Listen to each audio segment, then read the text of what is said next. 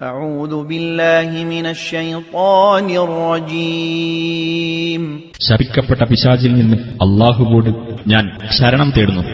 وقيضنا لهم قرناء فزينوا لهم ما بين أيديهم وما خلفهم وحق عليهم